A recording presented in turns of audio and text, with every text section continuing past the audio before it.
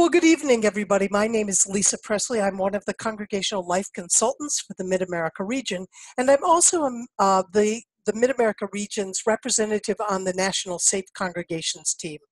There's a group of 5 of us from the different regions, as well as Heather Bond, who is the safety person at the UUA, and we get together regularly to problem solve, to help congregations, and also to get specialized training so that we can make sure that we are able to present with you all and provide you with the best information on how to help keep your congregation safe.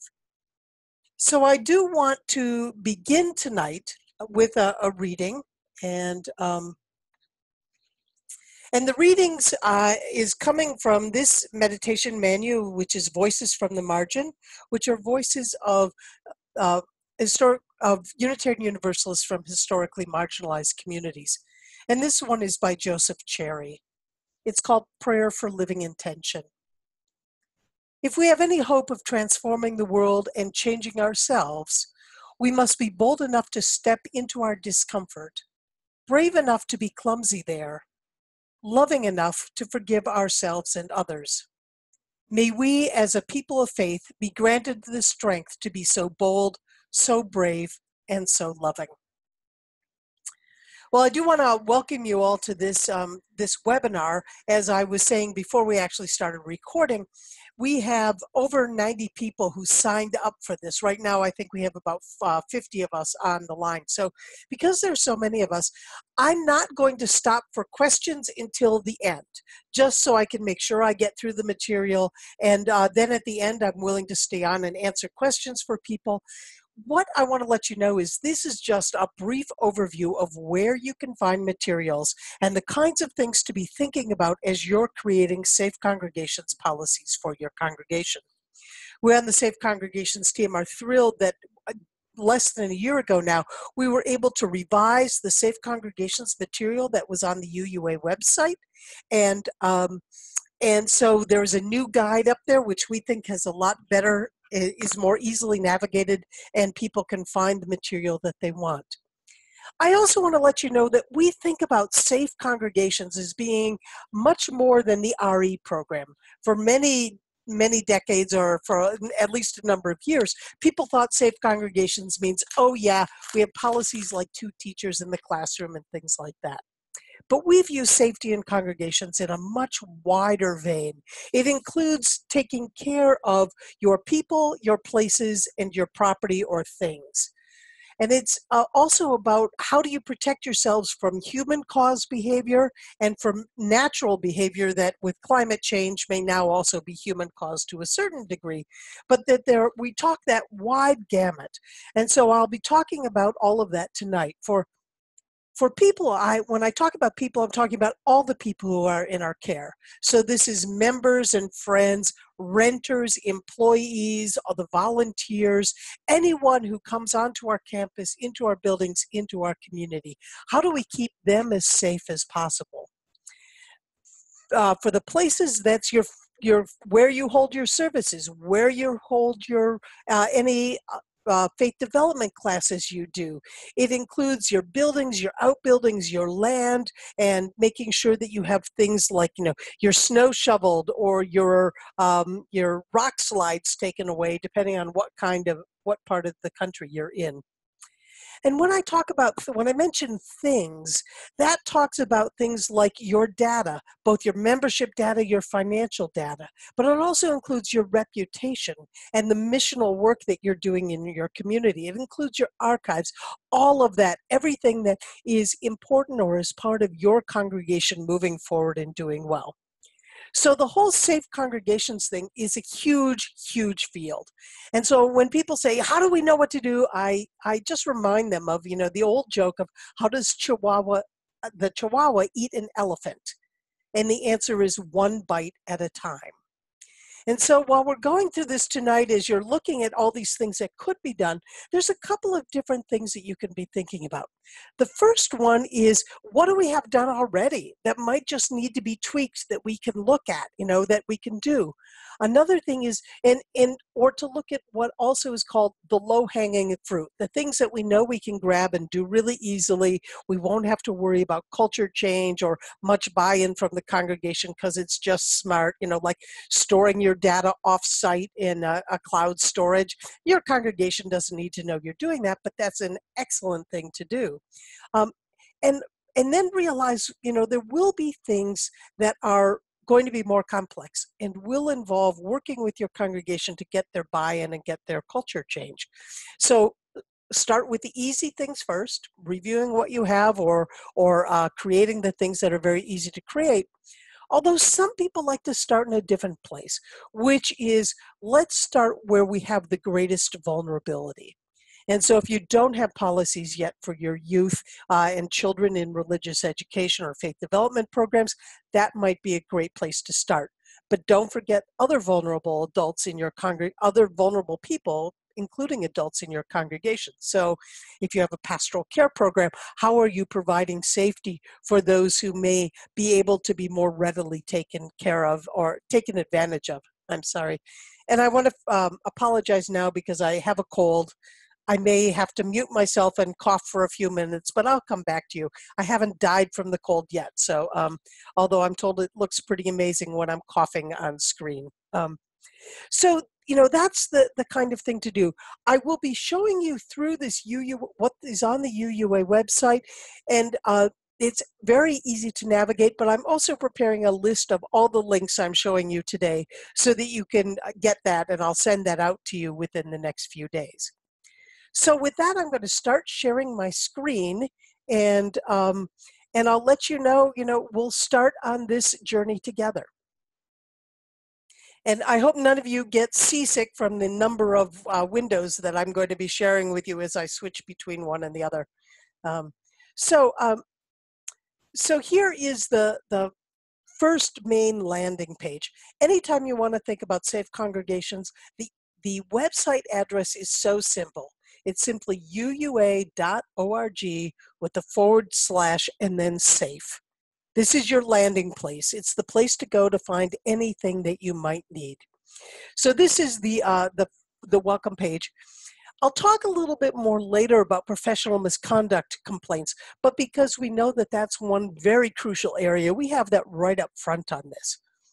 And then we move into a section about promoting appropriate behavior and responding to threats and incidents. These materials were written by members of the Safe Congregations team or that we found other places. And then we hired Kimberly Sweeney, who used to be a member of our team, but then left to do her own consulting work. We hired her to help us put it in place and put it in that up well for everybody. So I really give great kudos to Kimberly for being able to figure out how to lay this out in a way that makes sense. And you'll notice that on the left-hand column, there is an index of various things. And then as you go down each page, there are various links. So the first thing I'm going to do is get us to the guide, Becoming a Safer Congregation. And so you would just simply click on that link. And I think I have it on another page. So here we go. And you get to the guide, Becoming a Safer Congregation. This, as you will see, has lots of information on the left-hand side, getting started, dealing with disruptive behavior, safety and covenant, building safety and security, financial security, religious education and children, youth ministry, becoming a sexually safer congregation, social media and the safer communications, UU principles and sexual ethics, and then checklists and alternatives to calling the police. Plus, below that, you'll see there's some other older material that we still have archived on the web in case people want. So what I love is that you don't have to go page by page through this to figure out where you want to start. You can just go to that. And on this first page for the handbook, there's also this table of contents, which takes us through the getting started and those various segments. So you have a couple of different ways that you can navigate through this. The getting started page, where do we begin? As I said, you have to decide, how do we want to start with the low-hanging fruit? Do we want to start with the things that are most crucial and central? But actually where you begin even before that is making sure that your congregation is ready for this kind of material to be in place. So you have to develop leadership buy-in. If you are staff, you can probably go ahead. If you are members of committees or on the, you might have to go to the board and say, hey, this is where we're going, just so that you keep people in the loop. It's not always a permission asking, but one of the mottos I live by is surprise people behave badly.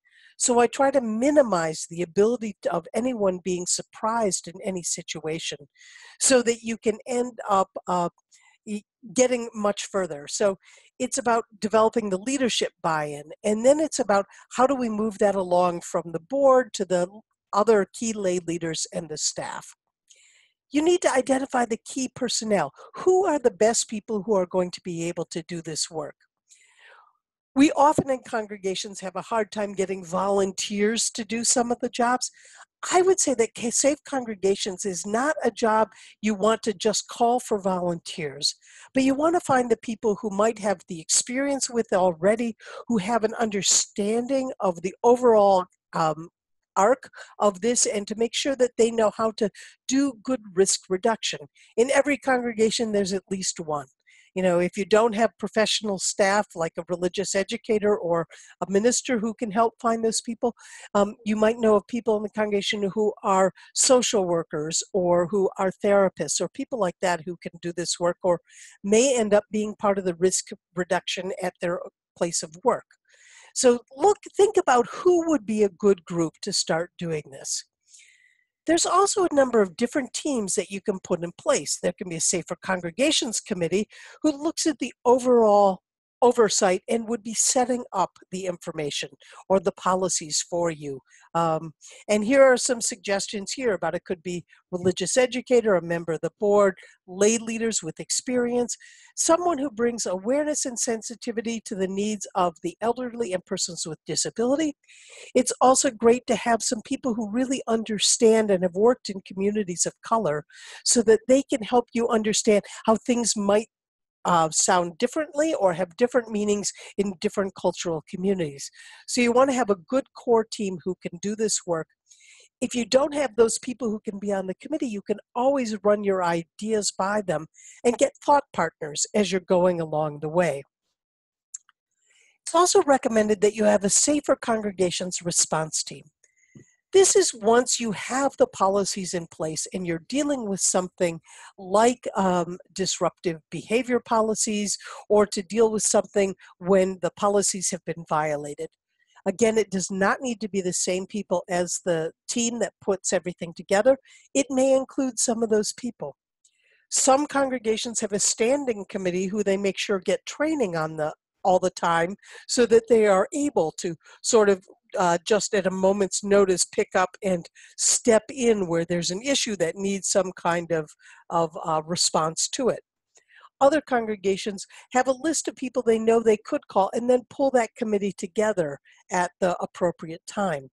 So it really depends on the culture of your congregation and what you feel most comfortable with that. And so it's to make sure that also that the response team can also have the responsibility with the committee that puts it together of making sure that people know what your policies and practices are. Teacher orientation every year should explain exactly what the policies are around keeping our young people safe in the congregations. For building safety and security, we always recommend that you have fire drills and shelter-in drills in your congregation at least once a year. And you can often find that your public safety fire department will be willing to come and help you run those kinds of drills, and they can also help you figure out what's the best way to get people in and out of the building and help you see issues that you might not have known you had. So having that team is a good idea, and here it tells you some information about who it's generally comprised of, and then the initial tasks for the committees and teams. Again, I'm not going to go over all these steps today. I want you to see where you can get the information. And then you can either call on me if you're in the Mid-America region or the other members of the Safe Congregations team if you're not in Mid-America. And let me just tell you who those people are. So for the New England region, it's Karen Bellavance Grace. For the Central East region, it's Patricia Infante. For the Southern region, it's Dawn Cooley. And for the Pacific Western region, it is Sarah Gibb Millspaw. And you can find our names also in this information on the website, but just to give you those names right now. So then, the committee has to decide on which area to focus first. And then at the bottom of each page, there are links to what's next.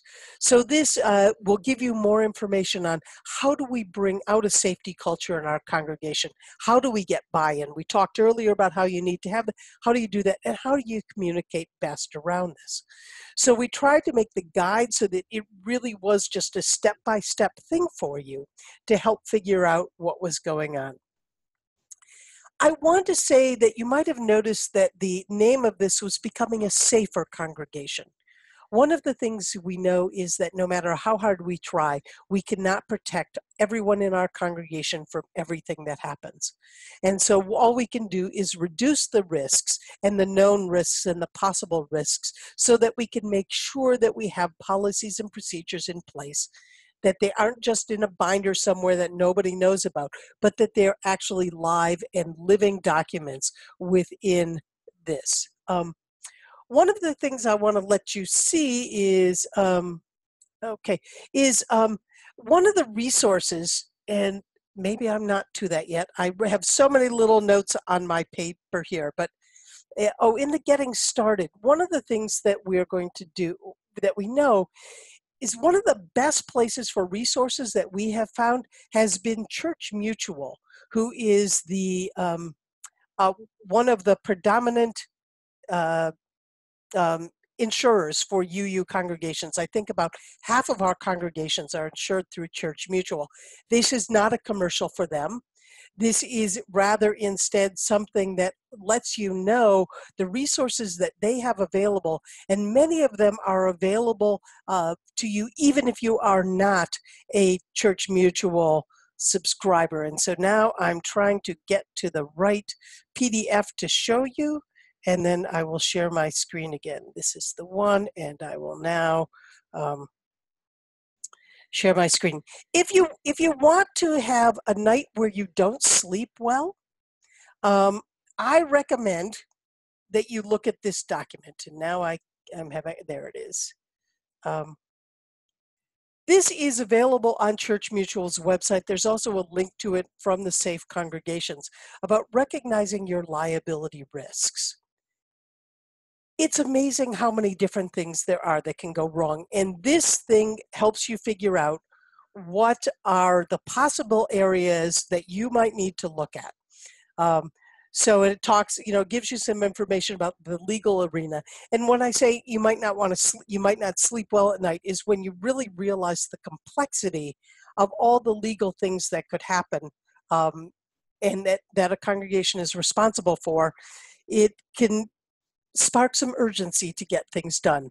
So what this talks about, it talks about, lawsuits, this kind of thing, and that you might have liability exposures. So it will talk about things like, it gives some examples of people falling down, breaking their legs, but it also is around any activity you sponsor. It's about your role as employer and what are your responsibilities there. And then it goes through several other ones, like the custodian falling down when changing a light bulb and all kinds of things that can happen. So it just goes through with a sense of what the various kinds of risks are. So if you're having a difficult time convincing people that you need to do this, I would suggest you could share this document with the board and get them a little anxious and concerned about this, but not to the congregation in general, because we don't want to paralyze everyone. And we all know that that motivating by fear is not the best way to do things. We've seen a bit too much of that recently. So where I want to step us to next is, and one of the problems, there we go, is looking at the safety recommendations for religious education in children and then for youth. This is, I think, one of our most crucial things, because we have so many young people who are in our control and in our care. And we have to make sure that we do whatever we can to make sure that they are protected from possibilities. Many of our congregations think, oh, nobody would do anything untoward against our children. And although that would be lovely to think of, that is not the case. We know that there have been many sexual abuse cases of our young people that have happened in our congregations by staff and volunteers and ministers. So making sure that you have policies in place and you are following them can really help protect the young people. One of the other issues is how do we involve a person who might be on the sex offender registry list? And there's information about that I will be pointing to later. But one of the things that people often think is that's where the greatest fear is. If we know somebody is on the offender list, they're going to do something bad in our congregation. Actually, what happens more often is that it's the unknown predators and the unknown people, the people who've never been caught before or who've never been adjudicated before. And so what we need to do is have in place policies and procedures that protect our young people, not only from those whom we may know about, but also from those we don't know about. So limited access agreements are ones where if somebody's on the sex offender list, they will be accompanied when they are in church by one of a small group of people whose job it is to help keep them safe from accusations, as well as protecting our children by not allowing the people to come into that.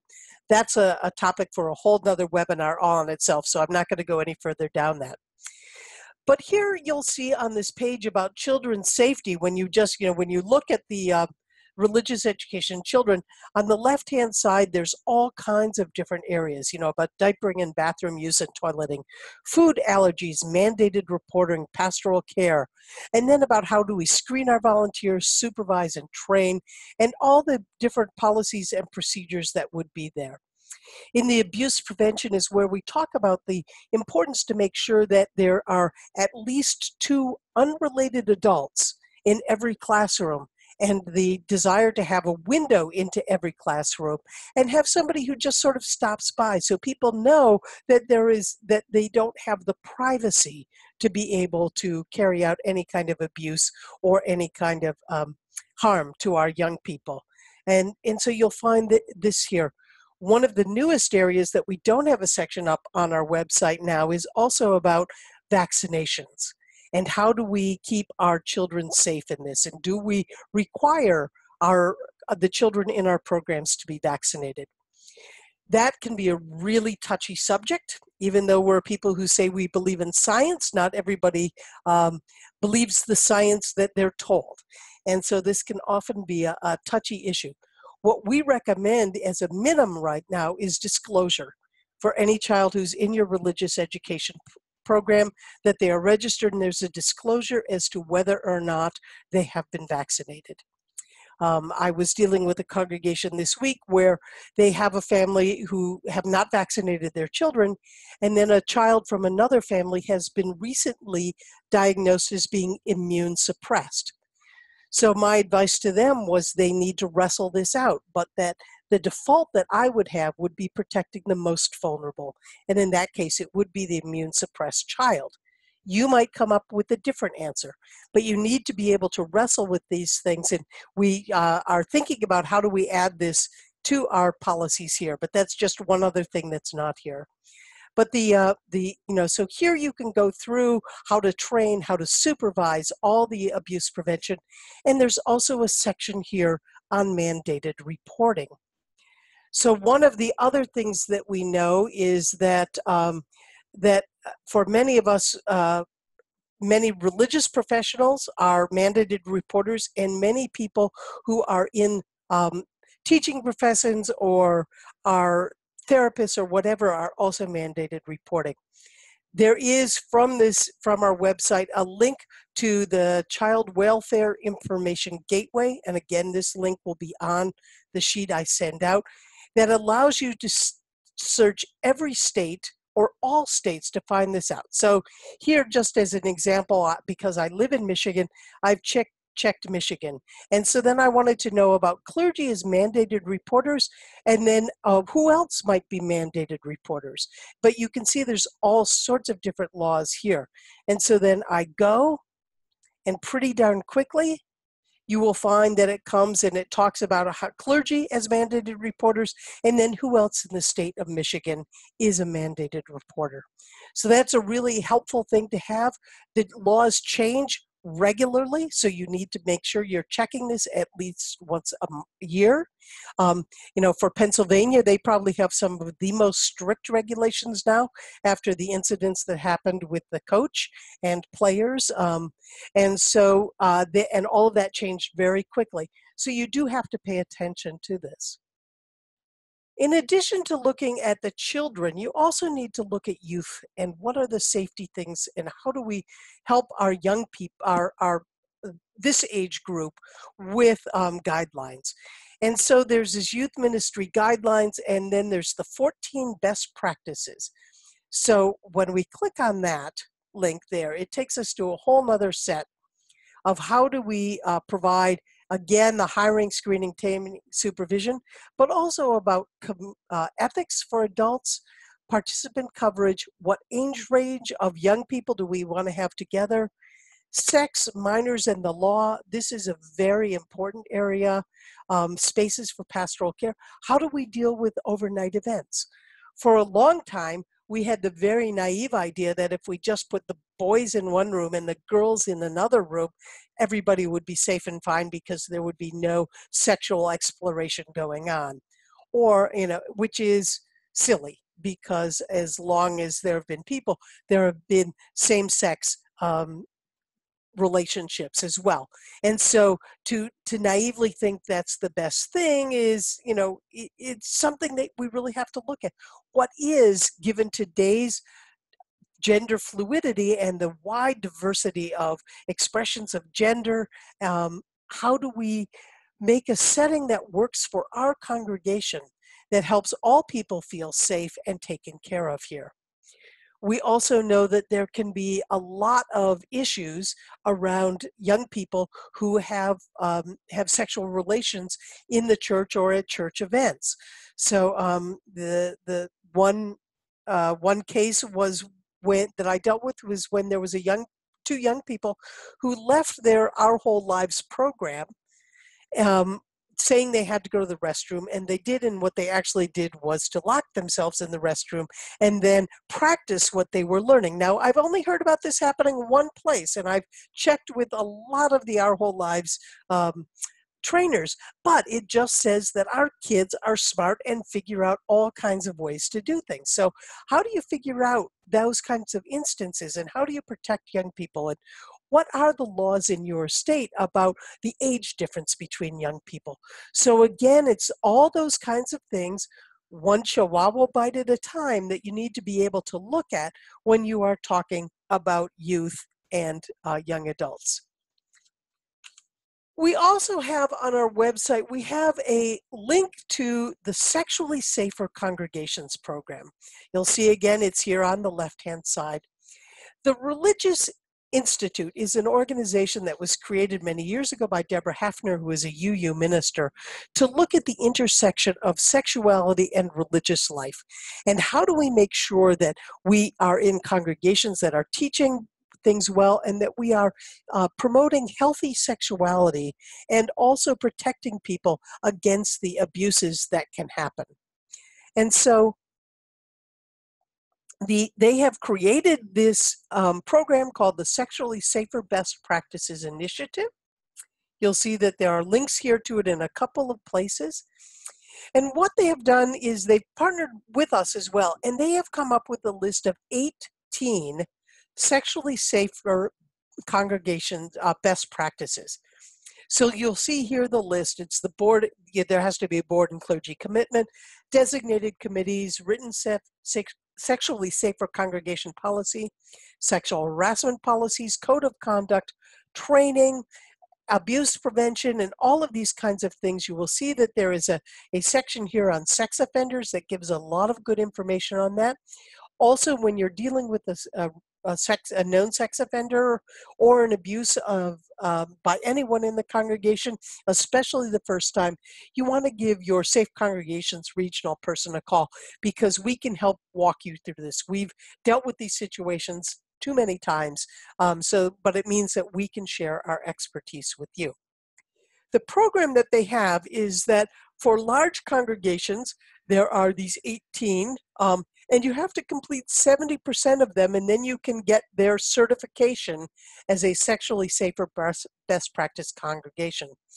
For smaller congregations, they take out some of these that are won't be possible for smaller congregations, and again, you only have to have 70% of the 14 in order to get that designation, and then you can use their little seal. Let me see if I go back here and I click on this other link, I can show you the seal that they've developed that you can then claim and use on your website to say that you have done this work. And there we go, that's their little seal of approval there. And so they also give you lots of information about how to become that. You'll see here a video for the 7 steps to becoming a safer congregation, a sexually safer congregation. All right. So that's sort of what I want to do, to talk about the youth, the young people in our congregation. There's also lots more you can do, to look at how is your pastoral care program working, other visitation programs, how are you doing on all of these? But I just want to shift gears at this point to talk more about now building security in congregations.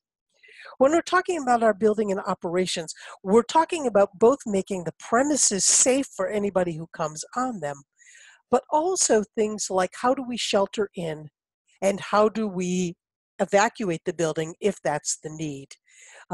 It's surprising to me how many of our congregations have never practiced a fire drill or have never developed a plan if a hurricane or a tornado or an earthquake or whatever is your regional worst things happen. So it can be very important to think about how do we do all of that kind of stuff and how do we keep our congregations safe and make things happen. So there's this minimizing hazards in your building. Again, Church Mutual has a safety checklist in a PDF form. There's also a buildings and ground page. Now, I also want to let you know that here on the side, the left side, you'll see that there's a link to checklists in general.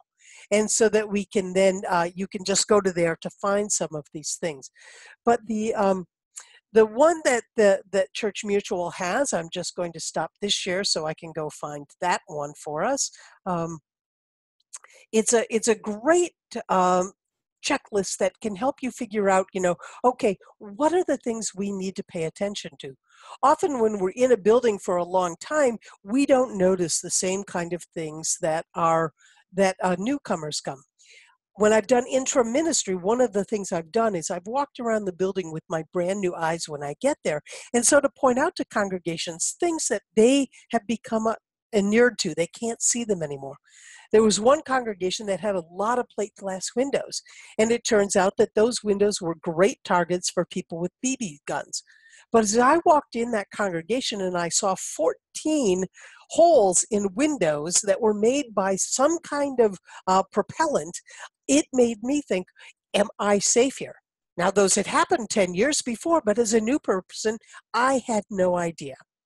So anyway, these are the resources that are linked from our site, and they're available on the Church Mutual site, even if you are not one of their customers. So it talks here about, how you go through your overall program, then buildings and ground, playground equipment, vehicles.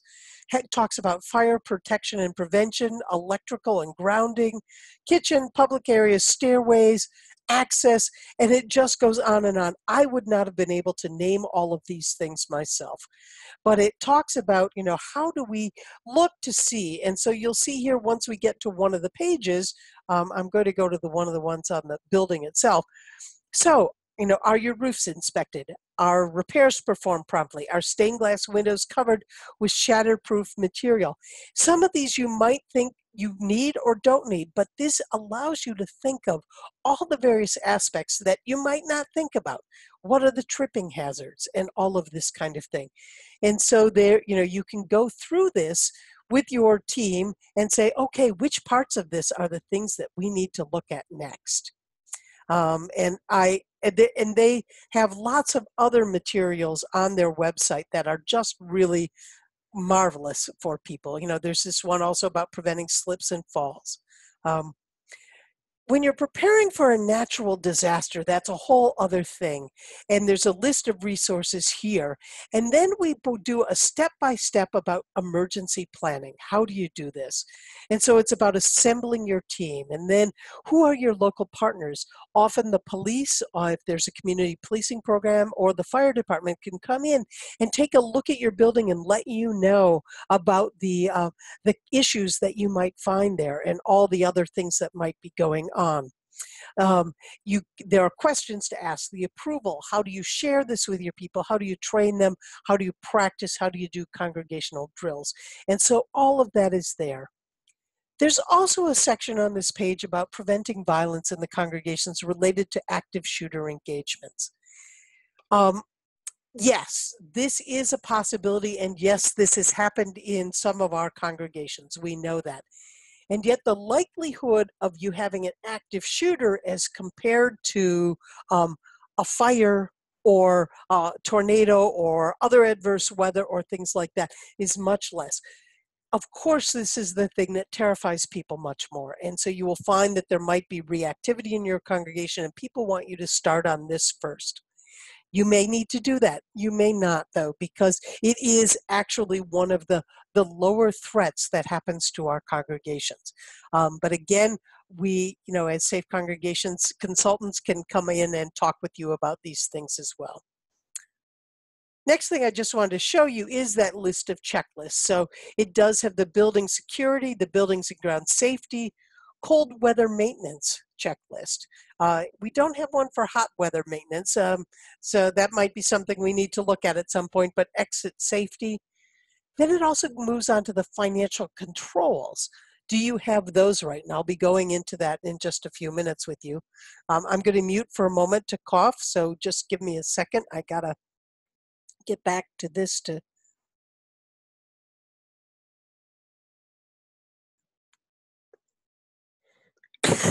well, I can't find my mute button while I'm sharing. Just a second.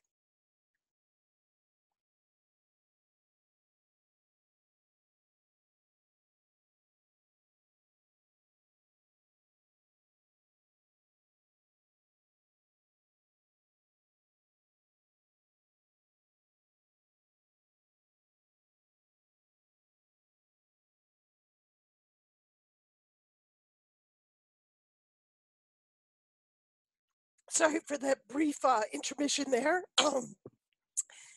The main thing is never schedule a webinar on the day or a webinar when you know you're going to have a cold. So if I'd known I was going to catch this cold, we would have had this another day. Okay. So here we are again. The financial controls, I'll be going into that a bit more. Fire safety, kitchen safety, stairway safety, and then a checklist of when to review your policies and procedures. So all of those things are there for you, so you don't have to go find them under this, under the checklist. So there is all of that stuff there. So let us now look at the financial controls checklist. I can't tell you the number of congregations that I've worked with where there has been someone who has somehow subverted funds of the congregation to their own purpose. I know that in the Mid-America region, we had an incident with a former employee who was misusing credit cards. In one of the predecessor districts that I served, the Heartland district, we had an administrator who also embezzled from the company. And then in the Michigan district, which was one of the predecessors of Heartland, back in the 70s, there was someone who had embezzled from the treasurer volunteer who had embezzled from the district. So I can tell you, we had really good procedures in place. We did background checks, all of that kind of thing. But if you're the first person who catches somebody, having done the background check doesn't help that much. So it's always important to make sure that you have a good financial control checklist.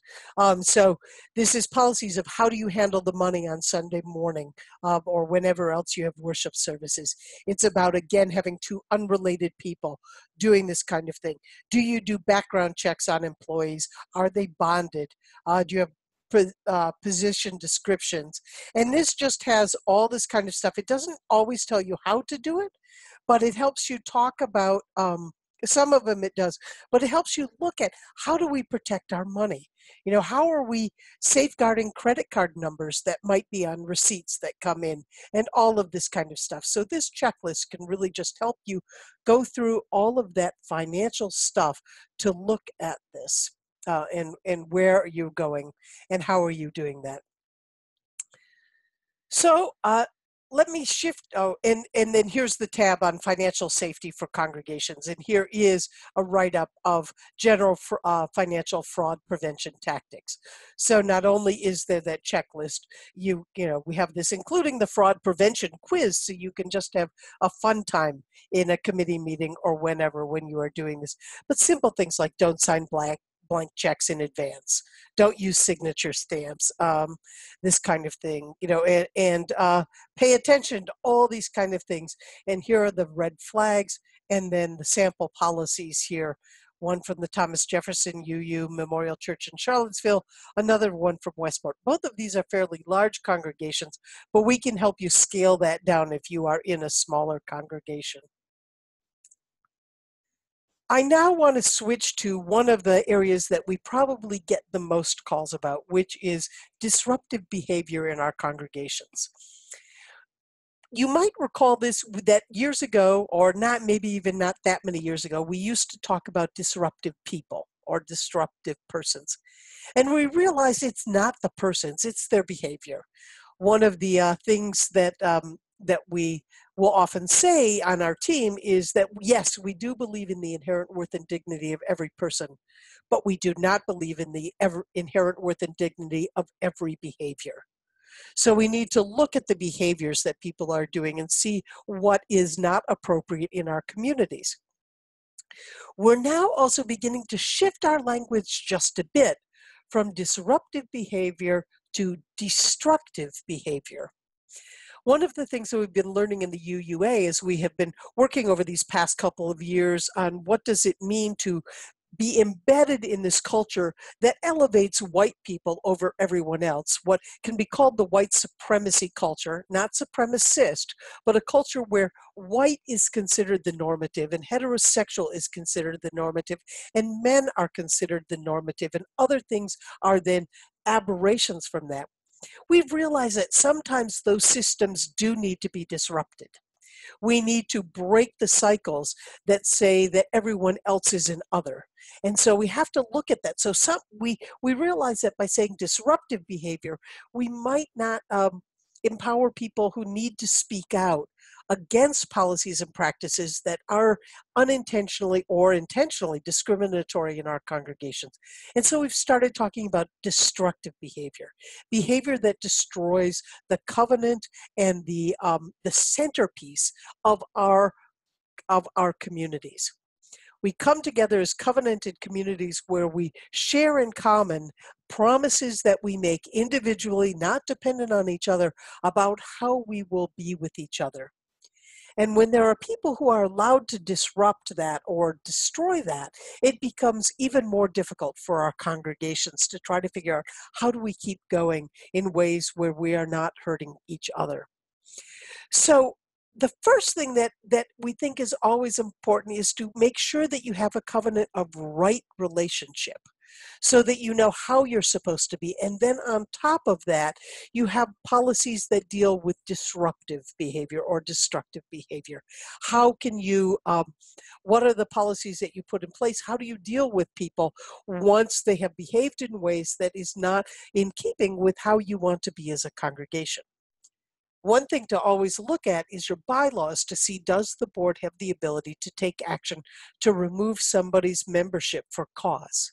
That's something that we encourage all congregations to have either in their policies and procedures or in their bylaws, that the board has the right to do that, because it is the board's job to protect the congregation from unwanted and untoward behavior. Some of the common patterns we see is that we often will excuse those who behave badly. So, oh, that's just Chris. Chris is always like that. Don't pay any attention. But just because behavior has been excused for a long time, it doesn't make it right. We also have a tendency to freeze up. We just don't know what to do when something happens in front of us. And so we just stop and we don't go back and address it. And sometimes we rely too much on the minister or the leadership to deal with the issues, whereas every member of the congregation should be empowered to be able to say, stop it, that's not behavior that's appropriate here. So what we have put in here is a whole section on disruptive behavior and how do we move toward that. We have a 4-step process, and I'm just trying to see if I have that already tabbed. No, I'm going to go back. Sorry. No, that's not what I wanted. This is what I want. Okay. So when we look at the disruptive behavior, we have a 4-step process. You do need to have your policies in place, etc., and develop those, and we do have information in here about how to do that. But the first one is, does the situation call for an immediate response? Is it something that's crucial, or is it something that we have to act right this moment? Or is it something that we can address later? And then we need to evaluate the dangerousness, disruptiveness, and offensiveness. Where is it on those lines? And what are the causes, history, and the probability of change before we figure out what to do? And then how do we respond and inform appropriate persons of that response? So you'll see here that we have things such as, what is the difference between rude, mean, and bullying behavior? And so we give you information on that.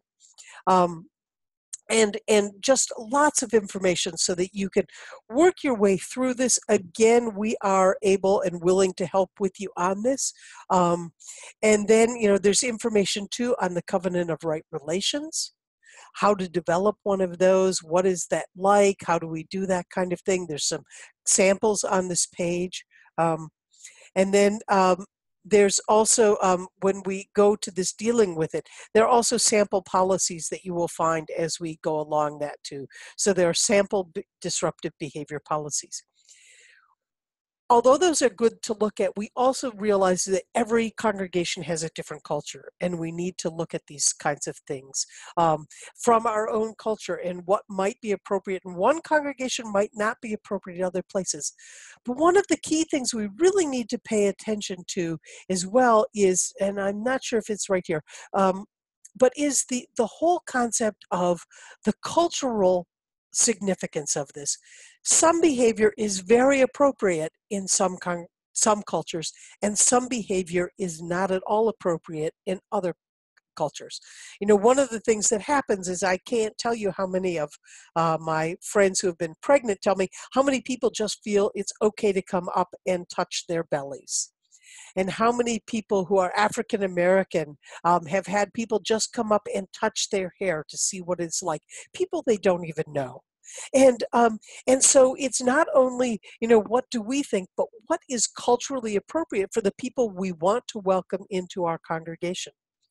If you've been paying attention to the article in the UU World this past week about trans Unitarian Universalists, there were some things in that article that although the author was saying don't do this, have given permission to people to ask very intrusive questions of our trans siblings, that say things like, have you had surgery? And things like that, which is just so totally inappropriate to ask.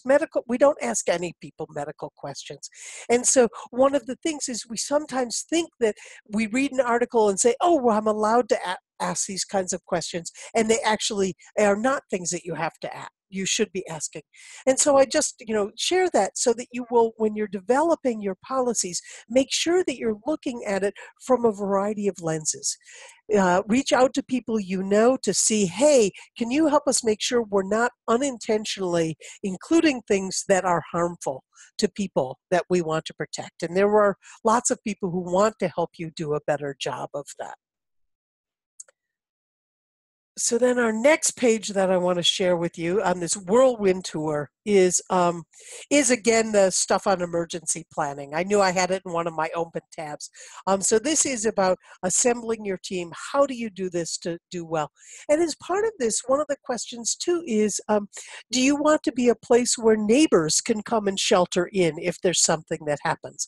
Like during the fires, some of our congregations in California opened themselves as places for people who were displaced from their homes and evacuated could come, and they served meals and do things like that. Do we want to do that?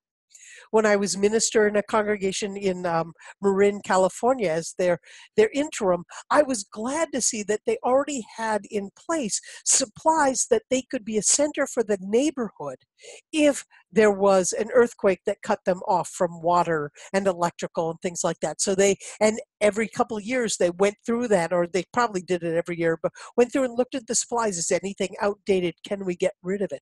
So that's a whole nother angle to this to being a safe congregation. How do you want to support your neighborhood, your community, when there are things like this going on? So let me now talk about social media and safer communications. One of the things I talked about earlier was the need to protect our congregation's reputations. I don't know about you, but I have seen things go off the rails amazingly quickly in social media. As far as I now, when I go into a congregation to work with them on a conflict that might be going, one of the things I've learned to say is that conflict escalates at the speed of send or reply all. That people are sending emails or posting online in such ways that they would never talk to each other in a room. Or I expect they would probably think twice before saying things that they say online to people that way. So one of our cautions, with any kind of social media in your congregation is to make sure that you have a covenant about what is acceptable and is not. If you have a church list for communication, how is that moderated? Do you take down things that are offensive? Do your policies go into that? And on the UUA website, there's information about how to create those kinds of policies. Tonight, I want to focus more on the safety and confidentiality, and especially when we're talking about for our youth and young adults. So there's a special page here that's all about the how do you bring thoughtful, skilled communication to this. And so there's a training video here about what do you say when you're doing that kind of thing, both for teens, but also for advisors. We recommend that people working with youth and young people never enter into communication one-on-one electronically with any of the teens or young people in their charge. Always include a parent or guardian of that young person, or include the other classroom teacher or advisor. That it is not the safety about never one person and never two related people only together goes as well for all of our virtual communication with young people. And you also might want to, if your youth have a page on social media that's related to your congregation, you need to look at that too. You need people who are savvy in, okay, so what does it mean to be on Twitter and Instagram and Facebook and all of that kind of stuff, that I don't do all of those different forms myself, but you need to do that. And you need to pay attention to what are the rules you want your volunteers working with these groups to pay attention to, so that again you can be promoting the safety in the congregation. I recommend that adults in a congregation never friend a young person without also friending their parent or guardian, and not to have one-on-one messaging going back and forth that way, because that's a way that we make our young people more vulnerable and also our leaders more vulnerable by putting them in situations that might be difficult. So one of the things we're also very aware of too is that in some of these instances where there's behavior that's destructive, our first instinct for many of us might be to bring in the police. Sometimes this is absolutely necessary and is a very important step to do. And yet also it's good to look at what other alternatives might there be to just bringing the police in. For many of our people who are from historically marginalized communities, the police have never been their friend. When you just look at the number of killings of Black men and women by police who feel threatened in a situation where perhaps there really was no threat, or they maximize the threat because of their fear, that kind of way. I'm not going to get into a big discussion there about who's right, who's wrong, but it has bred a degree of distrust and uncertainty about how is it that that people from historically marginalized communities can interact well with the police. And so we have on this also an alternative about who defines safety. How do we create systems of safety that center those who have been most harmed in this situation? And what are non-punitive ways of addressing something? It could be things like restorative justice circles or things like that. And so there's some information on that here, as well as this poster here that I will, I think, there's a poster there, and then when you click on it, you get to this page, which is from the Showing Up for Racial Justice Group from Washington, D.C., their policing team, and it shows about alternatives. And here's where you can get a printable PDF of that guide and the flow chart. And here's how you can customize the flow chart to do this. But there are some things to think about. Is this merely an inconvenience? Can I put up with this and be okay? And if you have to respond, then here's the step-by-step. How can I respond? And then the last thing would be the calling the police when you've had a chance to think about what the impact would be.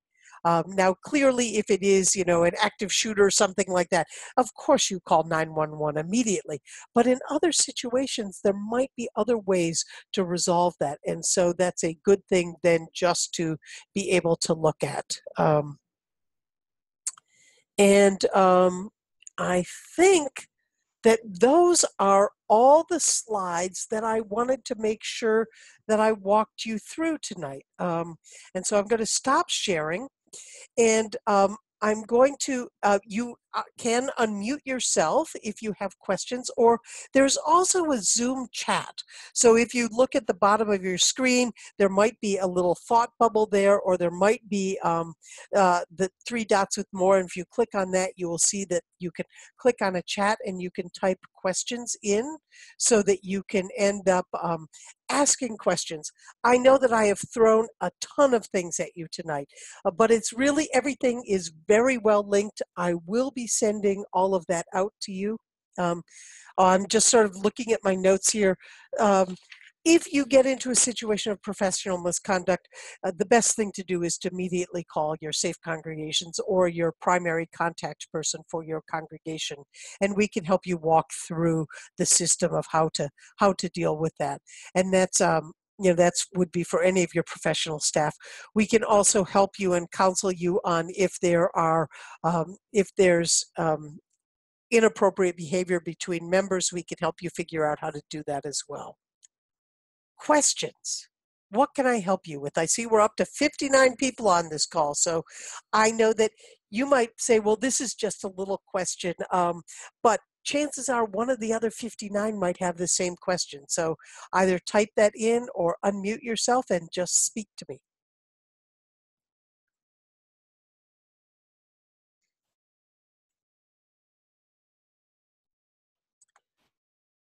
And if you don't have questions, if there's people who want to share something that has gone really well and something they've learned that helped them in their congregation when they were dealing with this work, that would be absolutely great too.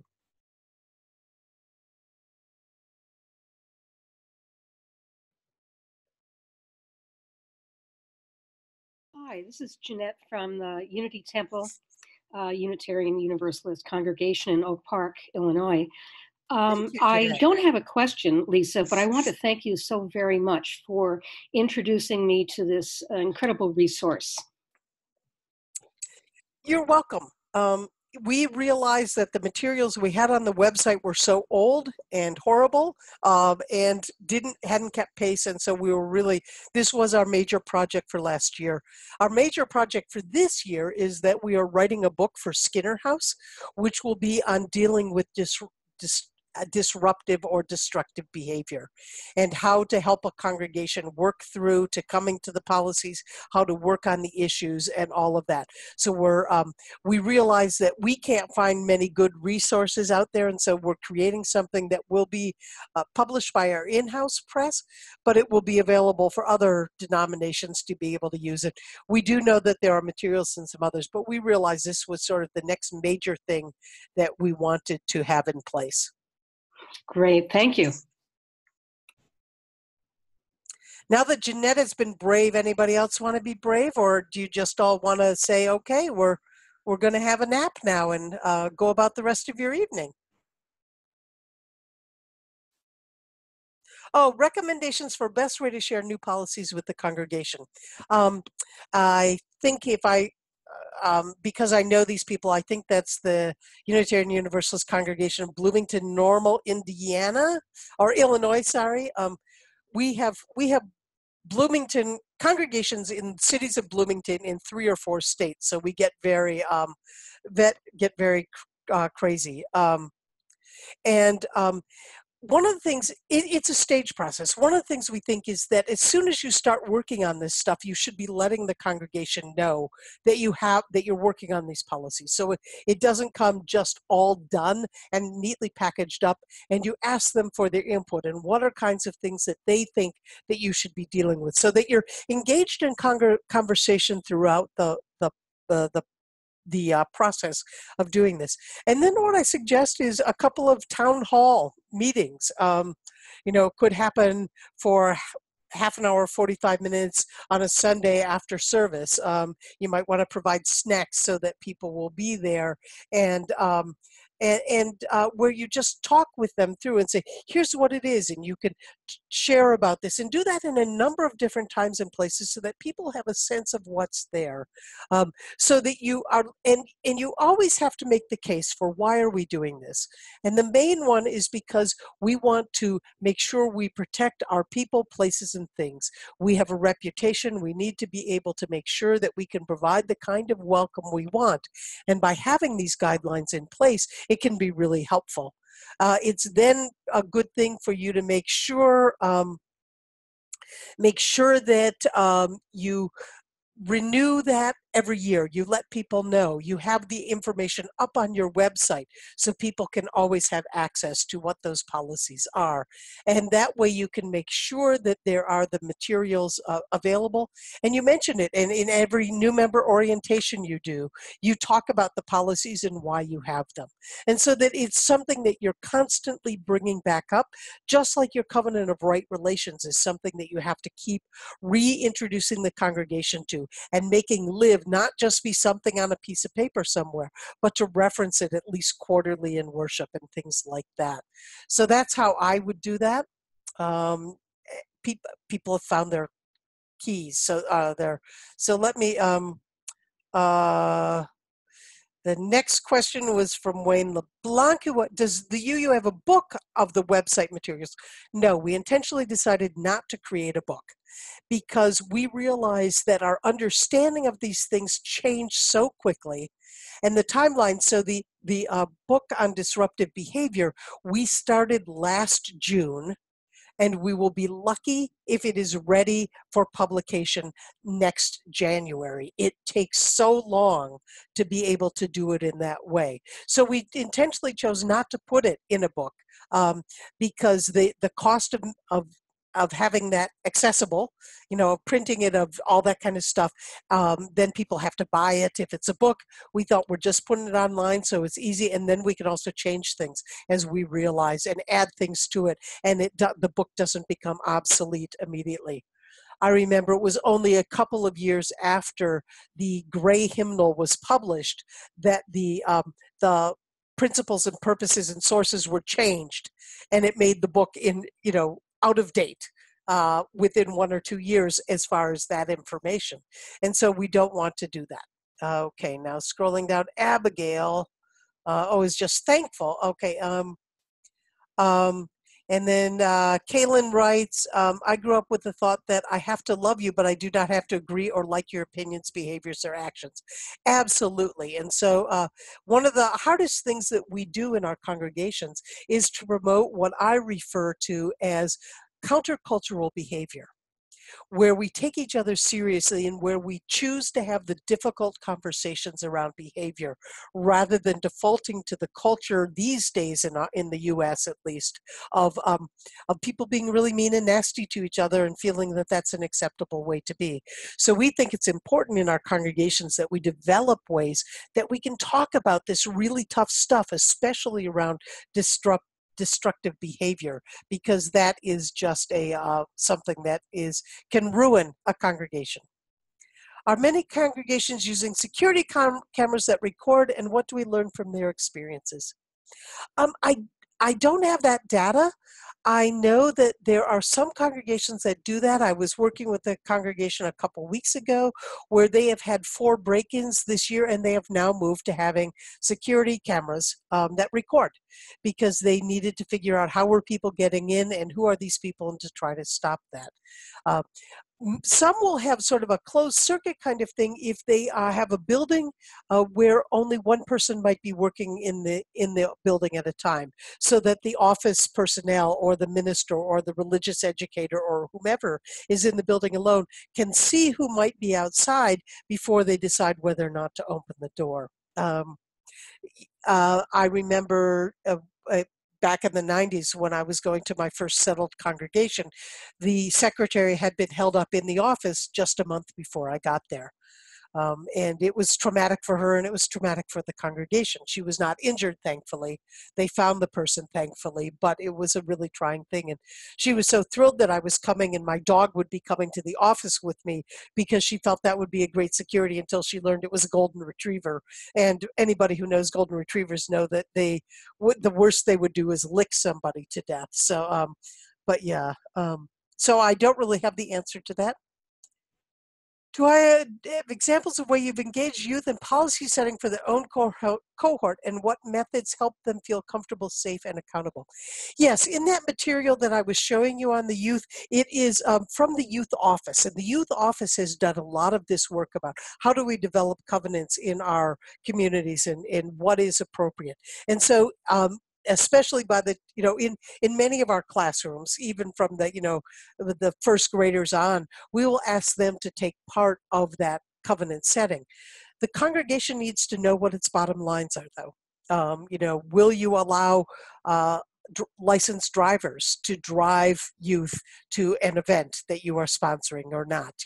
What are those policies around that? How do you deal with that? What sleeping arrangements are you going to mandate? It's then have that deep conversation with the young people, but there might be things that will be bottom line. This absolutely has to be done. And for many years, people would think that was when that the way to empower youth was to not have any boundaries and guidelines. And that actually, in my view, was more youth abandonment than empowerment, because empowerment empowers them to understand that there are boundaries that are there for protection, not only of them, but also of the larger community. And if they're going to be part of the community, they need to be able to see that and to go along with that. They may challenge some of them, and their challenges might be spot on, and you might find yourself needing to change some of those policies. So don't say you can't question this. Pay attention to that.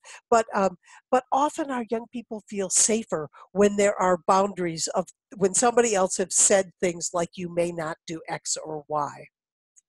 Okay, and then Aria asks, what are your thoughts on using state versus federal laws as a reference for abuse and neglect in our safety policies?